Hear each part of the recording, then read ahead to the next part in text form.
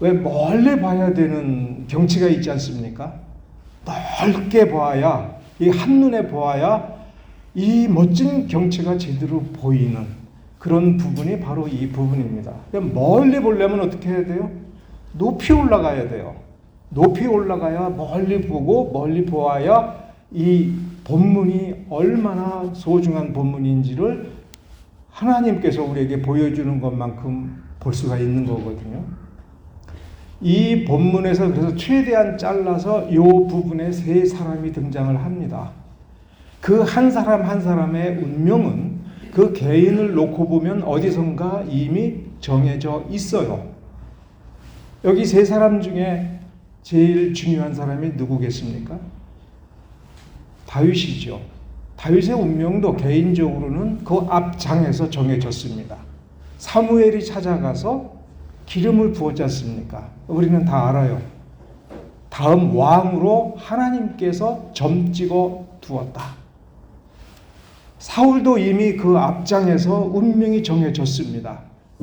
아말렉 전쟁에서 하나님께서 시키는 대로 참고 기다리면서 사무엘이 올 때까지, 그래서 사무엘이 와서 제사 드릴 때까지 기다리라고 했는데 안 기다리고 자기 마음대로 제사를 드렸어요. 마음대로 제사를 드렸을 뿐만 아니라 그 사무엘 앞에서 자기가 속여요. 사무엘을 속이려고 하고 나중에 하나님께서 징계 비슷하게 선고를 할 때에도 회개를 하지 않아요. 마지막까지 보여준 모습은 뭐냐면 나는 이 왕 자리를 놓치지 않겠다. 하나님이 나를 왕으로 인정하지 않아도 저 백성들이 나를 왕으로 인정하여 계속해서 나를 왕으로 섬겨주면 나는 그걸로 족하다. 그러면서 화가 나서 돌이켜서 가는 사무엘의 옷자락을 붙들고 옷자락이 찢어질 정도로 매달려서 자기의 그 운명을 드러내버립니다. 하나님과의 관계가 찢어져도 나는 이 좋은 왕자리를 나는 차지하고 있어야겠다 할 때 하나님께서 사무엘상 16장 1절에 나는 이미 사울을 버렸다라고 말씀하셨어요. 이미 버렸다. 그리고 오늘 본문에서 볼 수 있는 또 한 사람이 다윗의 큰형 엘리압이에요. 우리 적어도 이 사무엘상 14장서부터 이후에 좀 더 지나서까지의 장면을 놓고 보면 이 장면이 어떤 의미가 있는지를 좀 감을 잡을 수가 있고, 그런데 제가 조금 전에 높이 올라가야 된다고 하지 않았습니까? 그럼 어느 부분이 사실 어려우냐면 이 본문을 오늘 우리에게 주시기 전에 이 장면, 이 역사적 이 장면이 벌어지게 되고 이 자리에서 세 사람이 서로 엇갈려서 본질적인 그 어떤 것을 보여주게 만든 하나님은 이 장면을 누구에게 보여주려고 했느냐라고 하는 것을 여러분은 성경을 읽으면서 이해를 해야 돼요. 이 장면 누구에게 보여주려고 하는 거예요? 사무엘이에요. 여러분은 사무엘의 심장을 가지고 이 장면을 보고 하나님께서 사랑하시는 종을 어떻게 위로하시는 분인가라고 하는 것을 느낄 수 있어야 됩니다. 지금 사무엘이 보니까 나라의 운명이 지금 무너지고 있는 거예요. 이스라엘이라고 하는 그 이름으로 불리워질 수 있는 사람, 이스라엘이라는 이름으로 불리워질 수 있는 무리들, 이스라엘이라고 하는 이름으로 불리워질 수 있는 나라, 그것을 확대하면 우리 교회예요. 그리고 확대하면 여러분이에요. 여러분의 운명을 결정하는 것이 무엇이냐라고 하는 부분에서 이 하나님께서 우리에게 보여주고 하나님께서 내가 이렇게 운명을 결정할 거야 라고 하는 그 부분을 이해한 다음에 우리 입장에서 우리가 만일 하나님께서 선고하신 저주를 받을 수밖에 없다. 너는 이렇게 불순종했으니까 나는 너를 이렇게 저주하겠다. 영원히 저주하겠다라고 할 때 우리는 거기서 낙심하면서 하나님이 정했으니까 할 수 없네가 아니라 성경을 자세히 들여다보면 운명을 바꿀 수 있다라고 하는 장면들이 나옵니다. 예를 들면 세겜성에서 거짓으로 잔혹한 짓을 했기 때문에 야곱이 저주를 했습니다. 시므온과 레위, 영원토록 형제들 사이에서 흩어진다. 그 말을 자세히 보면 이 가나안 땅에 들어와서도 이 하나님의 나라에서도 독립된 자기 지파로서의 상속분이 없는 겁니다. 다른 지파들에게는 땅을 나누어 주고 제비 뽑기 하면서 가나안 땅에서 어느 지분을 갖게 합니다마는 이 야곱의 저주는 이 시므온과 레위는 잔혹하여 자격이 없으므로 하면서 마지막 순간까지 야곱이 죽기 전까지 저주를 합니다. 근데 이 저주는 바뀌지가 않아요. 그 자체로는 흩어져요. 그런데 그 저주 자체가 그냥 축복이 되어버리는 전환의 계기가 있습니다. 그 사건이 황금송아지 우상을 섬기던 시내산 밑에서의 사건에서 레위 지파만이 순전한 마음으로 하나님의 명령을 이행합니다. 그때 레위 지파는, 그러니까 몇 명이 아니라 레위 지파 자체가 그런 결단을 내릴 때 우리는 저주받았어, 우리는 상급이 없어, 해봐야 소용이 없어라고 생각하지 않고 눈물을 흘리면서, 피눈물을 흘리면서 하나님 편에 서서 하나님이 시키는 대로 했을 때 그 엄청난 각오와 고통과 피눈물을 보시는 하나님께서 자비롭게 여겨서 야곱의 저주가 그 자체로 축복이 되게 하십니다. 이렇게 바꾸는 것이 믿음인 겁니다. 믿음은 그러한 효력이 있습니다. 그래서 우리가 믿어야 돼, 믿음을 가져야 될 때 내가 믿어서 천국 가는 믿음이 아니라 내 운명을 하나님께서 보시고 무척 사랑하시고 돌이켜보면 참 그럼 신통하단 말이야. 생각할수록 보고 싶네. 그때 그 모습을. 그 마음을 여러분은 좀 이해하셔야 됩니다. 어느 부분을 먼저 여러분 또 생각을 하셔야 되냐면 마태복음 1장에 예수님의 족보가 나옵니다.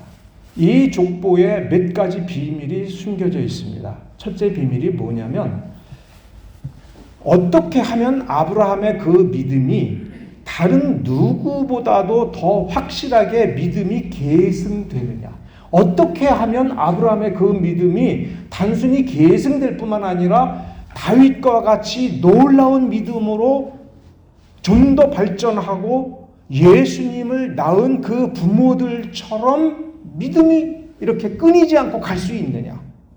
그것은 여러분들에게 이런 숙제를 주는 겁니다. 지금 내 믿음이 내가 생각하기에 참 훌륭한 믿음이 아니야. 나름대로 노력은 했지만 참 보면 흠이 많아. 그럼 우리가 품을 수 있는 소망은 이렇게 시간이 흘러서 2대가 가고 3대가 갔을 때에 그들의 믿음은 나보다도 훨씬 좋아야 되는 것. 나의 후손이라고 한다면 내가 시작한 처음 예수를 믿고 예수를 알면서 그러나 충실하게 잘 몰랐기 때문에 실수도 많이 했지만 내 자식도 내 손주도 내가 실수하고 출발한 그 자리에서 출발하는 거는 좋은 게 아니에요. 적어도 내 어깨를 밟고 올라서서 거기서 더 높은 곳으로 올라갈 수 있는 믿음이 되려면 어떻게 하는 거냐. 이 아브라함의 믿음, 그래서 다윗을 거쳐서 오는 이 믿음이 어떻게 계승되느냐. 성경은 이 믿음을 계승하는 방법을 가르쳐 줍니다. 이렇게 가르쳐 주는 겁니다. 좋은 믿음 달라고 기도하면 주는 거다. 이렇게 가르친 적은 없어요, 성경은. 성경을 읽고 내 자식과 내 손자에게 물어봐라. 하나님이 왜 이렇게 하셨는지, 여기 뭐라고 하셨는지 네가 네 자식에게 물어보라. 그러면 이렇게 대답을 하면 응? 이 성경에 맞는 대답인지를 생각을 해봐라. 그러니까 대화를 하라는 거예요.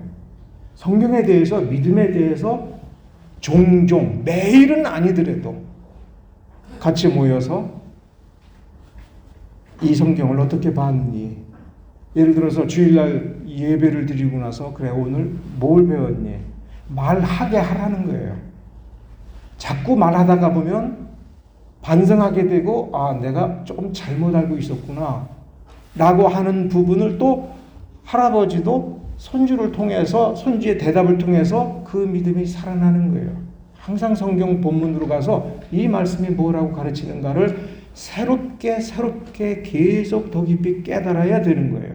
이것은 레위기, 신명기, 민수기를 보면 이렇게 하라고 되어 있어요. 그럼 실제로 그렇게 했을 때 이와 같이 복을 주실 수 있다라고 하는 것을 마태복음 1장 본문에서 의문을 가지고 구약을 쭉 훑어보면 아 이렇게 하라는 거구나. 그대로 하는 것이 말씀대로 하는 겁니다. 또 한 가지 거기서 반드시 봐야 될 게 왜 하필 예수님은 베들레헴에서 태어나셨는가? 자라나신 곳은 나사렛이지 않습니까?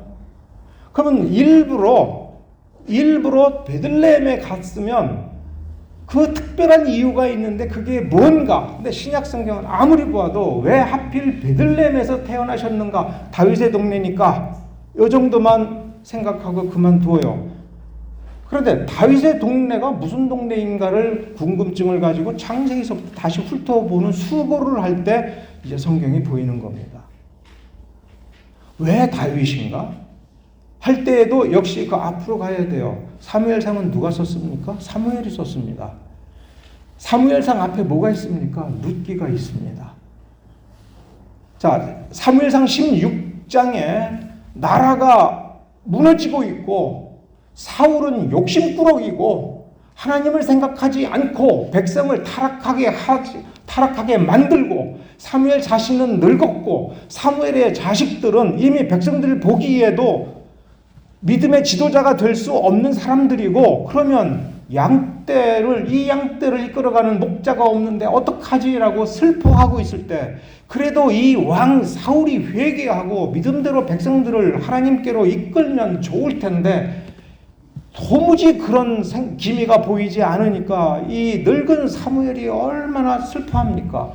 그럴 때 하나님께서 사무엘에게 네가 언제까지 슬퍼하겠느냐? 나는 이미 버렸어. 이건 끝난 문제야. 자, 그러니 베들레헴으로 가라.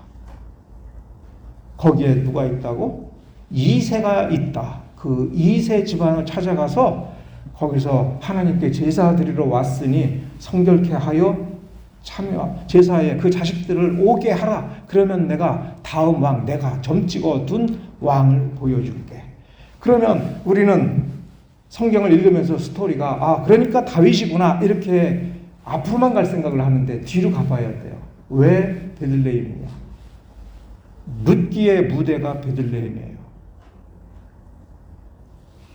룻기의 주인공이 누굽니까? 보아스하고 룻이에요. 자, 그럼 보아스는 누구 자식이에요? 이렇게 물어보면 가끔 갑자기 알다가도 머리에 딱 멈춰버려요. 생각이 누구였는데? 보아스의 아버지 이름은 살몬입니다. 살몬은 누구의 남편이에요? 그건 마태복음 1장에 족보에도 써 있어요. 라합의 남편이에요. 라합 그러면은 가나안 정복할 때 여리고성의 기생이 아닙니까? 어떤 사람이에요? 믿음의 사람이죠. 자, 기생을 천부장쯤 되는 지위에 있는 유다 지파의 가장 유력한 사람이 아내로 맞이했다는 게 굉장히 놀라운 사건이에요. 그 두 사람이 정착한 곳이 베들레헴이고, 자, 오늘 본문에 읽어보면 또 특별히 그 조상들 라합과 살몬, 그다음에 룻과 보아스, 구약 성경에서 가장 낭만적인 사랑의 서사가 룻기라고 한다면 그 들판에서 오늘 본문에 읽어보면 다윗이 무엇을 했습니까? 어려서 양을 치고 있었는데 늑대가 오고 곰이 올 때 어떻게 했다고요? 다윗이 뭐라고 얘기하는지 우리 자세히 봐야 돼요. 내가 늑대를 쫓았습니다. 내가 곰을 쫓았습니다. 내가 쫓아가서 죽였습니다. 늑대도 죽이고 곰도 죽였습니다. 그래서 양을 되찾아 왔습니다. 이렇게 말하지 않았어요. 그런 내용이 있기는 해요. 근데 뭐라고 얘기하냐면 하나님이 나를 지켜주시고 하나님이 그렇게 했다.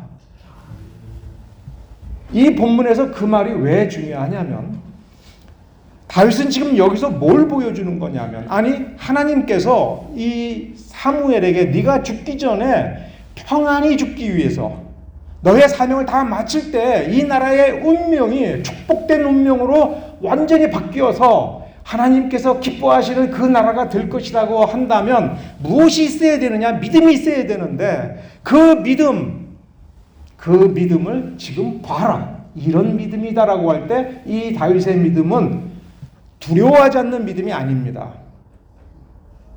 두려움과 싸우는 사람이 굉장히 어리석은 사람이에요. 내가 두렵잖아요. 어떤 일 때문에 두렵고 어떤 일 때문에 무섭고 내 인생이 걱정되고 할 때 그 걱정과 싸워서는 그 걱정을 이길 수가 없는 거예요. 다윗은 자신의 두려움과 싸우지 않았습니다. 다윗은 치욕을 못 견뎠던 겁니다. 부끄러움 당하는 것을 못 견딘 거예요. 그런데 오늘 본문에 보면 형이 자기를 무시하고 왕이 자기를 어리다라고 무시할 때 그거 신경 안 썼어요. 다윗은 무엇만 신경을 썼냐면 하나님과 하나님께서 택하신 이 백성이 모욕을 당하는데 아무도 아무것도 못하고 있다는 거예요. 그러니 내가 나서야겠다가 아니고 우리는 좀 더 생각을 해봐야 돼요. 하나님께서 가장 기뻐하는 믿음이 무엇인가? 성경에서 뭐라고 얘기합니까? 가장 기뻐하시는 믿음. 이게 진짜 믿음이야. 내가 이 정도 이 믿음을 가지고 있으면 내가 모든 거를 다 부어줄게. 그게 무슨 믿음이에요? 구약적인 표현으로 한다면 오직 하나님만 사랑하는 거죠. 마음과 힘과 뜻과 정성을 다해서 하나님을 사랑하는 거예요. 그런데 하나님을 그렇게 사랑하려면 그 사랑하는 법을 우리가 배워야 돼요. 내가 하나님을 내 인생에서 내게 있는 모든 것 중에 가장 사랑하겠어. 이 사랑하는 법을 배워야겠어. 사랑하면 어떻게 하는 거지? 라고 할 때 이 성경에서 하나님께서 너희가 나를 사랑하려면 지금의 네 모습으로는 안 되고 예수 믿고 거듭나고 예수 믿고 천국 갈 수 있다는 소망을 가지고 확신을 가지고 있다. 이걸로는 안 돼. 뭐를 배워야 되느냐 하면 자기를 부인하고. 산상수훈에서 그렇게 가르치죠. 예수님께서 너희가 내 제자가 되려거든.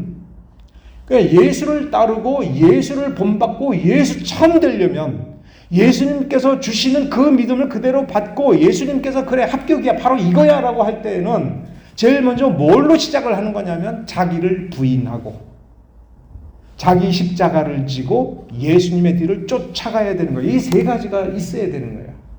그러면 자기를 부인하는 것이 무엇이냐라고 할 때에 산상수훈 그 부분에서 자기 목숨을 아까워하지 않는 거예요. 그러면 뭘 배우는 거냐? 목숨을 버리는 법을 배우는 것이냐가 아니라 어떤 위기에 처해서 하나님께서 너가 나를 위해서 이것 좀 내놓을래? 라고 할 때 하나님께서 달라시면 내가 드리지요 라고 하는 것이 내 돈이든 내 생명이든 하나님이라면 내가 아무것도 아낄 것이 없다라고 하는 그게 무언가를 서서히 이 자기 부인을 통하고 자기 부인이 가장 어려운 거예요. 왜? 사람이 무서움 앞에서 떠는 이유는 내 목숨이 소중하기 때문에 그런 거죠. 내가 어떤 목표를 꼭 이루어야겠다라고 할 때 내가 그 목표를 이루지 못하면 불행할 것 같은데 이게 안 될 것 같다. 그럼 사람이 슬프죠. 그럼 뭐를 더 사랑하는 거예요? 자기를 더 사랑하는 거예요. 여기서 세 사람의 운명이 엇갈리게 됐다라고 할 때에 이들은 모두 하나님을 알고 있어요. 이들은 모두 하나님의 말씀을 알고 있어요. 이들은 선지자 사무엘이 하나님께서 택하신 사람이고 이 사무엘을 통해서 역사한다는 사실을 압니다. 그런데 이들은 하나님보다 다른 것들을 더 사랑했습니다. 사울은 하나님보다 자기가 왕의 자리에 있는 것을 더 사랑했어요. 왕권을 가지고 군대를 동원하여 전쟁을 일으키고 백성들로부터 섬김을 받는 그 자리를 더 사랑했어요. 얼마만큼 사랑했습니까? 더 이상 왕 되지 못하게 할 때에도 그거는 중요하지 않고, 하나님이 이렇게 화가 났다는 건 중요하지 않고, 어쨌든 내가 여기에 왕의 자리에 조금이라도 머무를 수 있도록 지금 축복해 주세요. 백성 앞에서 하나님이 나를 버렸다는 것을 백성들이 모르게 하세요. 여기 백성들이 보는 데서 나를 축복해 주면 사람들이 여전히 나를 왕으로 여길 테니까 난 그걸로 족합니다. 여기서 더더욱 엇갈리는 것이 이 골리앗 사건 이후로 다윗이 골리앗을 죽임으로 사울은 어떻게 됐습니까? 나보다도 더 믿음이 좋은 사람이 있구나. 그것을 인정하지 못합니다. 그냥 인정하면 돼요. 그리고 자기가 반성하고 회개하면 돼요. 하나님께서 기뻐하시는 그 믿음을 가지면 지금 있는 이 자리에서 이 방법이 곧 축복으로 바뀌어질 수 있도록 우리 하나님께서 역사하실 만큼 하나님은 완전한 지혜를 가지시고 완전한 자비를 가지시고 완전한 사랑과 완전한 은혜로 넘치도록 부어주시기로 작정을 하신 분입니다. 사울이 어떤 사람이냐가 중요한 게 아니죠. 사울이 어디 출신이냐가 중요한 것이 아니죠. 하나님께서 왕으로 세워주고 복을 주시고 블레셋을 네가 깨뜨리고 이 백성들을 해방시켜서 자유로운 백성이 되게끔 하나님께서 역사하시겠다. 그 약속이 있으면 그 약속으로 돌아가면 되는 겁니다. 내가 지금까지 어떤 실수를 했더라도 하나님 앞에 가서 제가 잘못했습니다. 나 이렇게 못났습니다. 다윗은 이렇게 잘났군요. 좋습니다. 이 사람을 통해서 하나님께서 하시고 싶은 일을 하시면 됩니다. 그러면 넌 이미 글렀어. 나는 이미 버렸어라고 하는 그 말을 하나님이 하셨기 때문에 네가 어떻게 회개를 해도 나는 너를 버릴 거야. 이런 분이십니까? 그런 분은 아니지요. 하나님은 무슨 방법이든 찾아내실 겁니다. 엘리압은 여기에서 또 어떤 운명이었습니까? 엘리압은 이 앞장에서 보면 사무엘이 보자마자 마음에 들었던 사람이에요. 야, 너무 멋지다. 이 사람 정말 왕다운 사람이다.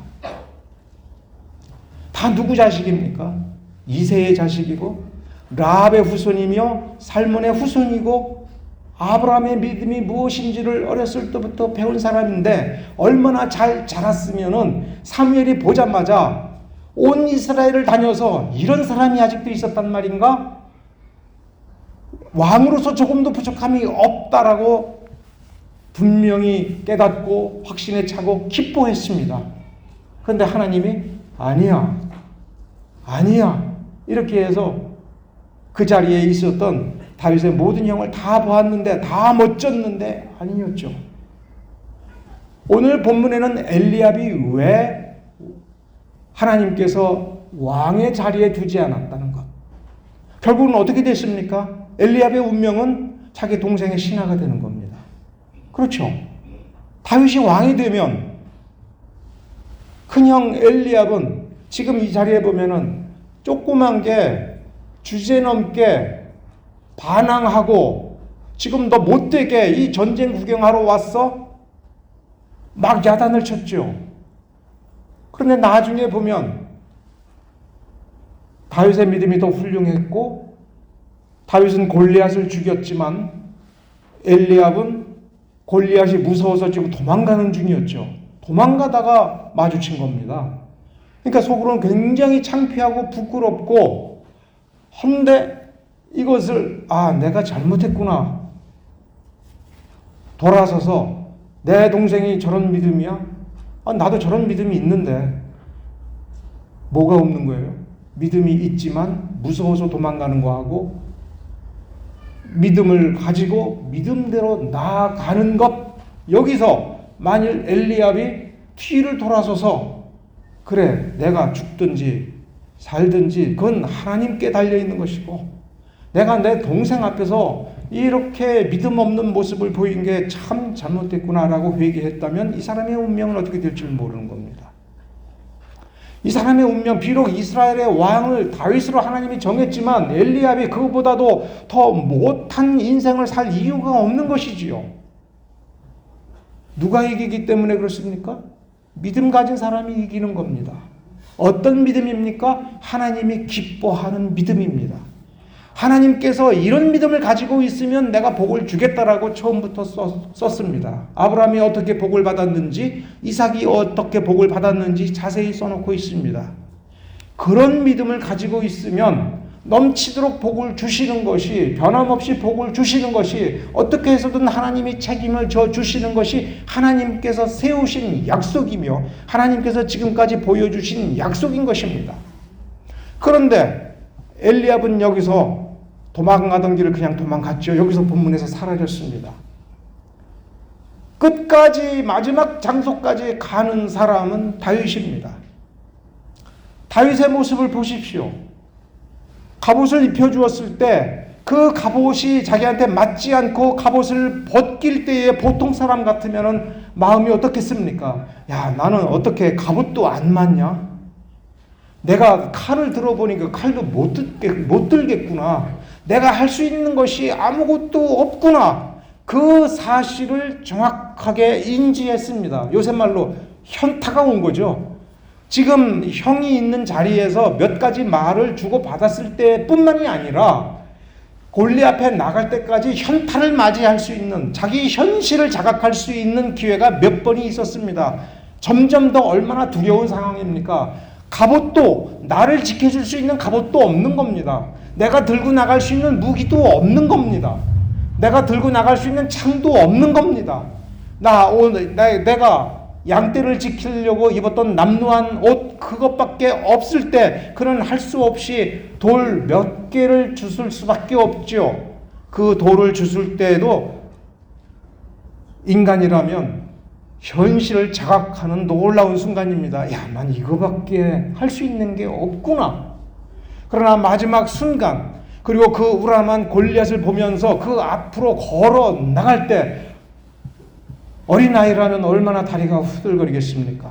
저는 이 본문에서 다윗이 떨었다고 생각을 합니다. 떨렸겠지요.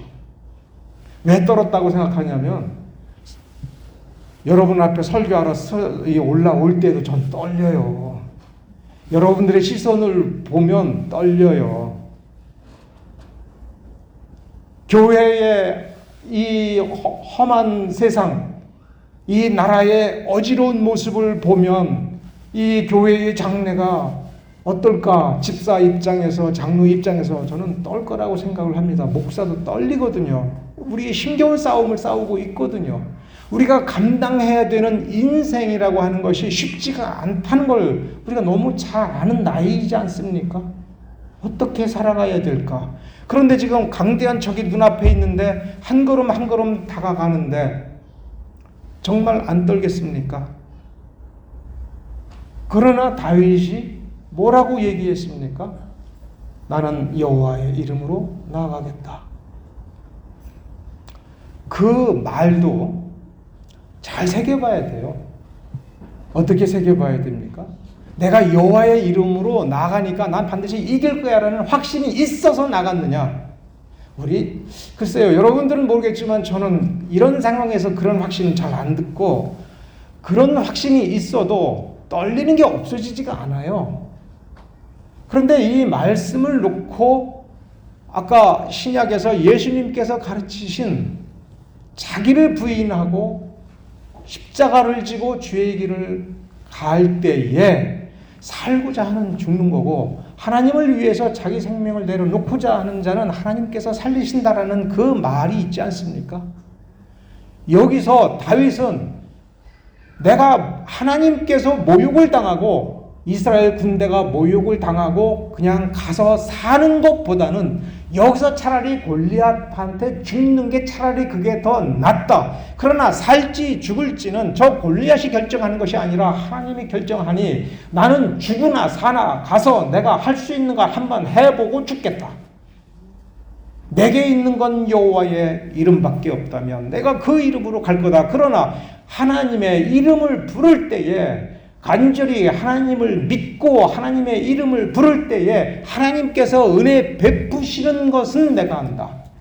하나님께서 어떻게 은혜 베푸실지 나는 모르지만 나는 하나님의 이름을 지키고 하나님의 명예를 지키는 사명을 나는 여기서 다 하겠다.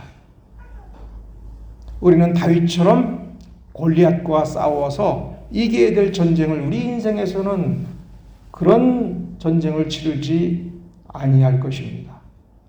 그러나 한 가지 우리는 매일매일 살아가면서 내 고집, 내 계획 그것이 이루어지지 않으면 안 됩니다라고 하나님께 땡깡 부릴 때에 그건 자기 부인이 아니며 내 믿음의 실패라고 하는 것을 깨닫고 언제 어디서든 내가 가장 아끼는 것이라 할지라도 내 생명이라 할지라도 내 행복이라 할지라도 내 자존심이라고 할지라도 내가 하나님을 위해서라면 내려놓고 내가 하나님의 은혜를 기다리고 구해봐야겠다라고 하는 그러한 싸움은 우리는 종종 싸울 줄로 믿습니다.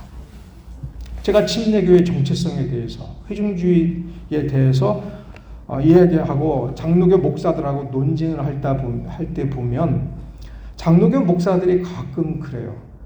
교회의 중요한 일을 성도들이 투표해서 결정한다고? 여기까지는 장로교인들이 알아요. 근데 그 다음에 이상한 말을 해요. 너희들은 그렇게 사람을 믿냐? 사람들이 다수결로 해서 옳은 거를 선택할 줄로 믿느냐? 이렇게 얘기해서 저는 그렇게 대답을 합니다. 항상. 당신들이 회중주의를 안 해봐서 모르는데 우리가 믿는 거는 사람이 다수결로 결정할 때 현명한 결정을 할 수 있을 거라고 믿는 거 아니야. 우린 실패할 수 있어. 그런데 우리가 나름대로 믿음으로 결정한다라고 했을 때 잘못 결정했지만 간절히 하나님께 구하면 우리가 실패한 그 자리에서 믿음을 더 깊이 깨닫게 해주시고 하나님께서 은혜를 베풀어 주시어서 우리의 실패를 성공으로 바꾸어 주시는 것이 하나님이야. 그래서 우리는 사람들이 얼마나 옳은 결정을 할 수 있는가를 보여주기 위해서 회중주의를 하는 게 아니라 성경이 가르치는 대로 우리의 믿음의 분량에 합당하게 하면서 우리가 마지막 순간에 우리가 성공하기 위해서 우리의 자존심을 위해서가 아니라 하나님을 위해서 자기 것을 포기해 나가는 것을 배우려고 하는 거야. 우리는 언제 실패하느냐 하면 내 생각을 포기하지 않고 내 고집이 믿음이고 이게 하나님의 뜻이야 라고 할 때에 결국 가다가 보면 언젠가는 꼬꾸라지는데 그걸 꼬꾸라지고 나서야 다시 성경을 보고 은혜 받을 때에야 우리가 우리의 믿음에 뭐가 문제 있는지를 발견하고 거기서 고쳐나가고 하나님의 치유의 손길로 더 온전한 믿음이 될 때에 우리는 더 나아지는 것이고 우리가 실패한 그 자리에서 우리가 회복을 못하더라도 하나님의 지혜로움, 하나님의 전능하심, 하나님의 자비로우심으로 말미암아 하나님께서 새 길을 준다고 하는 것을 우리 믿음의 선조들은 알기 때문에 우리 침례교회는 회중주의 포기할 수 없어. 왜냐하면 우리는 다윗의 이 믿음, 다윗과 같은 믿음을 우리는 배워야 돼. 다윗이 골리앗을 죽여서 위대한 것이 아니라 이 순간에 아무도 나서지 않아서 모욕을 당하고 있을 수밖에 없을 때 이 모욕을 당하느니 내가 차라리 죽지. 하나님의 이름을 위해서 그래도 믿음을 부르짖는 사람이 한 사람이라도 있었다라고 하는 것을 하나님께서 보시고 또 저 블레셋 사람들이 그리고 골리앗이 보고 그놈은 그래도 믿음이 있었나 보네. 그 믿음이 이 땅 위에 그렇게 있다라고 하는 걸, 그리고 있었다라고 하는 것을 보여주고자 자기를 아끼지 않는 것. 이 어린아이가 분명히 아이라고 했지 않습니까? 형들이 무시할 정도로 집에서는 그냥 막내에 불과했습니다. 그러나 이 막내가 적어도 이 순간은 내가 한 사람이 아니라 한 백성으로서, 하나님의 은혜 받은 백성으로서 자기 본분을 다하기 위하여 자기의 믿음의 최선을 다한 이 모습을 우리는 배워야 되는 것이지요.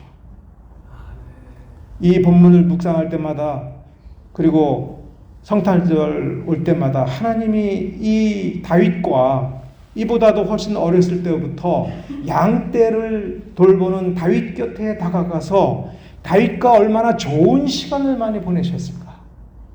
룻과 보아스가 오직 믿음 하나로 서로 사랑하고, 보아스가 그 엄청난 재산 손실을 봐가면서까지도 이 룻을 아내로 맞이한 그 아름다운 과정을 하나님께서 얼마나 기뻐하셨을까. 그거를 생각하면서 저는 이런 반성을 합니다. 내가 한평생 예수를 믿고 목사로서 살아왔을 때 하나님은 과연 이렇게 영원토록 추억할 만한 그 아름다운 순간들을 나는 하나님께 만들어 드렸을까? 몇 번이나 그런 때가 있었을까? 그 어렵고 힘들 때에 믿음으로 뭔가를 깨트려버리고 나가서 승리하는 것보다는 자기를 낮추어서 자기를 부인하고 오직 하나님만 드러내게끔, 때로는 실패할 것이 뻔하고 누가 봐도 틀렸다, 잘못됐다, 망했다라고 얘기하는 그 길을 이렇게 걸어갈 수가 있었을까? 그런 장면이 있었을까? 제가 생각하기에 여러분은 많이 있을 것 같습니다. 앞으로도 많이 있을 것 같습니다. 기도하겠습니다.